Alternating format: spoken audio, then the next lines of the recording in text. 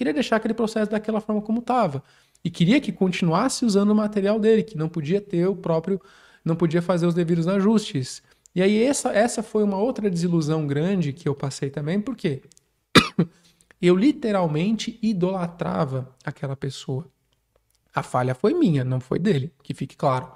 A falha foi minha de ter idolatrado aquela pessoa, de ter visto aquela pessoa como uma pessoa iluminada, como uma pessoa sem falhas, como uma pessoa sem erros, como uma pessoa não humana.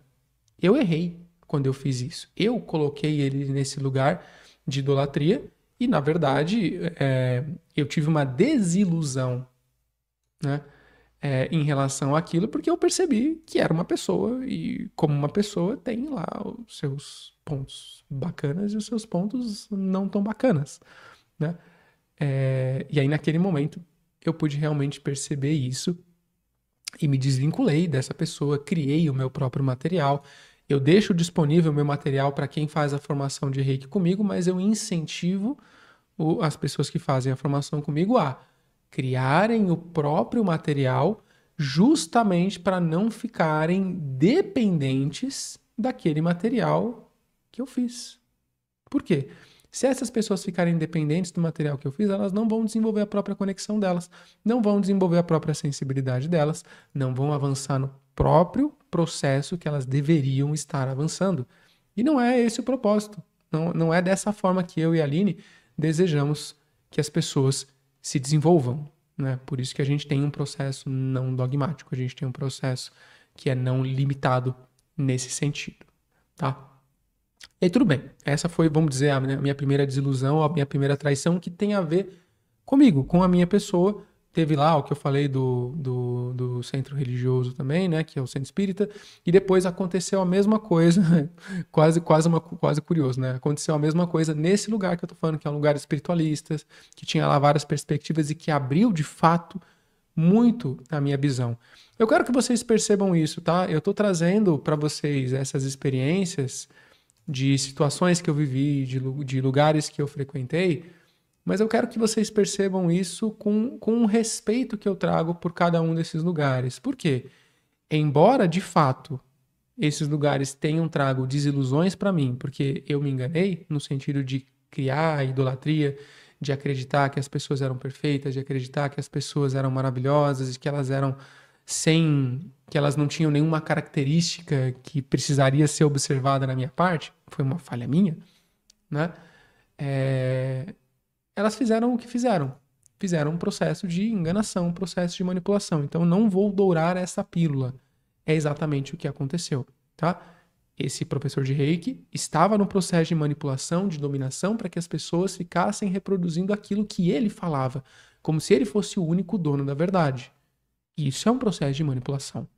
Aquele lugar lá que eu falei, que é o centro espírita kardecista, estava levando as pessoas em um lugar de acreditar que o único caminho de crescimento e evolução espiritual era através da dor e do sofrimento, e tudo aquilo que você vivia era um processo de consequência de coisas que você fez em vidas passadas e você estava obrigado a viver aquele processo de dor e sofrimento e não tinha nada que você pudesse fazer para melhorar a sua existência além de orar, se ajoelhar e entrar na penitência e na dor e no sofrimento.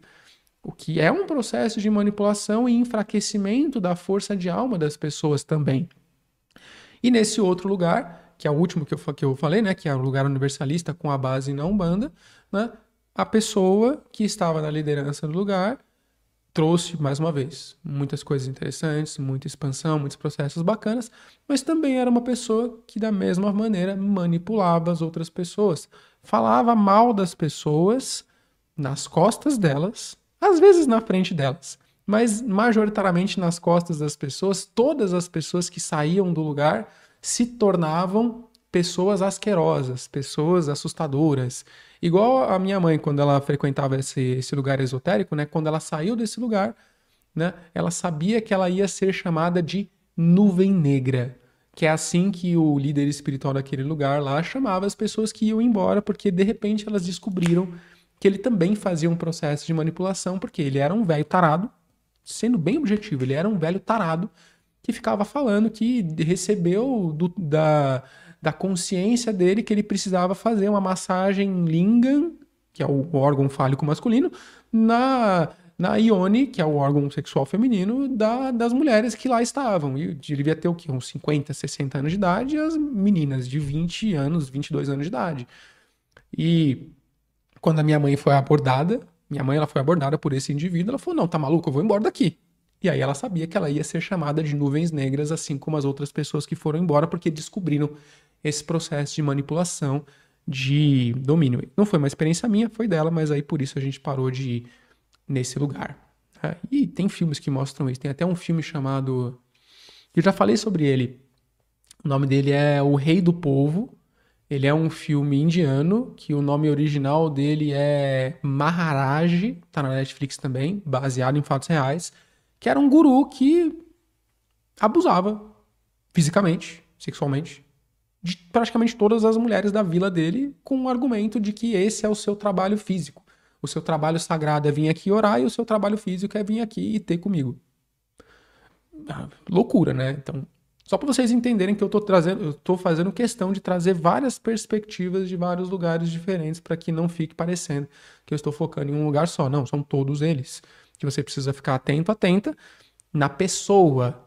E claro, você vai ver lá se a doutrina faz sentido para você, se ela não é dogmática ou bastante no sentido de te limitar e fazer você entrar em sofrimento, mas para além disso, olhar o que a pessoa está dizendo, para onde a pessoa está te levando. Porque nesse último lugar que eu estou dizendo, a líder espiritual, além de fazer isso que eu falava, de falar mal de todo mundo pelas costas e muitas vezes pela frente também, que é a parte mais honesta, falar mal na frente, pelo menos tá falando na frente, mas não muda o fato de que fica maldizendo as outras pessoas, né? O que isso sinceramente, isso nem foi uma desilusão ou traição para mim, porque ela sempre escancarava isso, ela era bem escrachada mesmo, ela deixava todo mundo saber.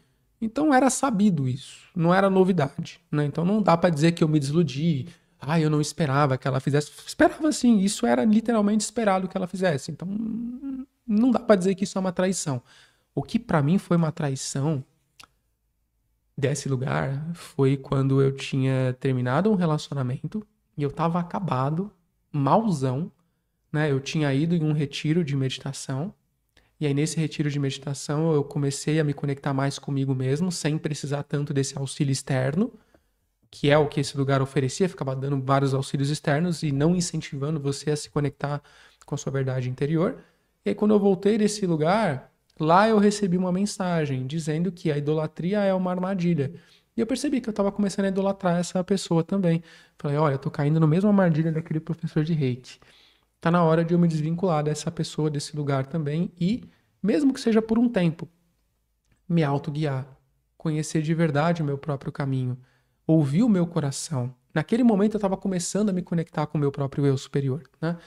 E aí quando eu cheguei no lugar para pedir para essa pessoa licença para que eu pudesse sair daquele lugar, né, por temporariamente, não era nem para sempre, temporariamente, porque eu sentia que eu precisava viver um processo um pouco mais individual, um pouco mais comigo, e que talvez eu estivesse errando, e se eu estivesse errando eu ia voltar, né, com essa humildade mesmo, falando para a pessoa.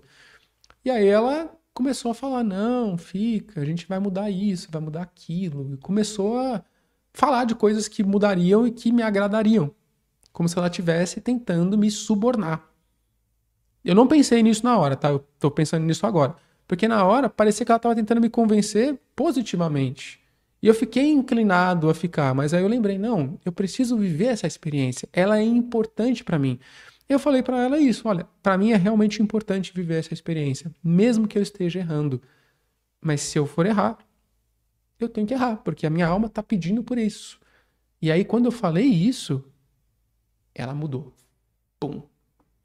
Aí ela saiu do lugar de vamos mudar, vamos ajustar, vamos fazer isso aqui.